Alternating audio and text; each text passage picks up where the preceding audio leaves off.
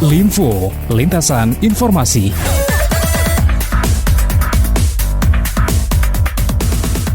Di masa pandemi, sebagian masyarakat sangat membatasi kunjungan ke fasilitas kesehatan dengan alasan takut terpapar COVID-19. Dengan alasan itu juga sebagian orang tua memutuskan untuk tidak membawa bayi mereka ke fasilitas kesehatan jika hanya untuk memantau tumbuh kembang anak. Sebagian orang tua menganggap hal ini menjadi tidak penting lagi. Padahal penundaan ataupun pembatalan kontrol tumbuh kembang anak di masa pandemi bisa saja berakibat serius pada anak. Dr. Zuhra Taufika, manajer di Klinik Tumbuh Kembang Anak di Kota Padang, menjelaskan. Nah, jadi memang pandemi ini adalah sesuatu yang sedang kita alami. Tidak ada orang yang memang menginginkan kehadirannya. Akan tetapi, tumbuh kembang anak juga merupakan suatu hal yang penting untuk kita perjuangkan. Karena bagaimana tidak, setiap hari berlalu berarti setiap hari itu pula lah anak-anak kita mengalami tumbuh dan kembang. Oleh karena itu, meskipun keadaan pandemi pada saat ini dan yang jelas kapan berakhirnya pandemi itu hingga saat ini masih belum diketahui. Bahkan perkiraannya bisa sampai tahun depan atau bahkan tahun depannya lagi. Nah, apakah kita akan mempertaruhkan tumbuh kembang anak kita dengan hal yang penuh ketidakpastian ini? Tentunya tidak.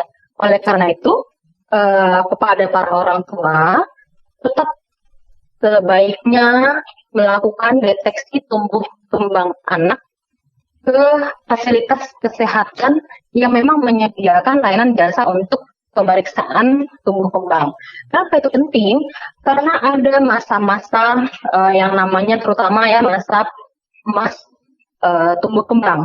Jadi artinya ketika lewat masa itu, nanti tumbuh kembang anak menjadi tidak optimal jika kita tidak optimalkan di masa tersebut. Nah, kapan sih tumbuh kembang anak yang masa emas tersebut? Yaitu sejak dalam kandungan sampai anak usia kurang lebih 2 tahun yang disebut sebagai 1000 HPK, hari pertama kehidupan.